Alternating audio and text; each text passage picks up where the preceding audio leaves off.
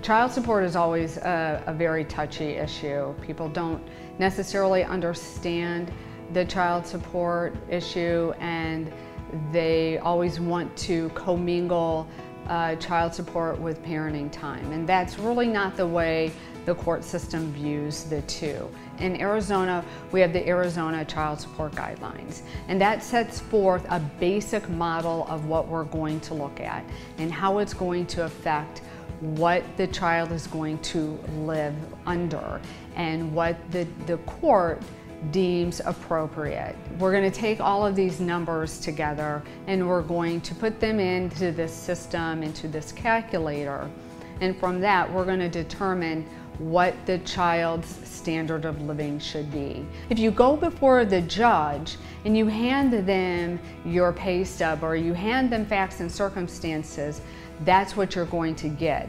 And if you make the mistake of thinking, well, the judge will know what to do and he'll just do it, that's where you're wrong, because the judge can't ethically advocate for you, and that's where you need one of the attorneys at Enholm and Salekin to go through your paperwork and decide, is this appropriate or is this not appropriate?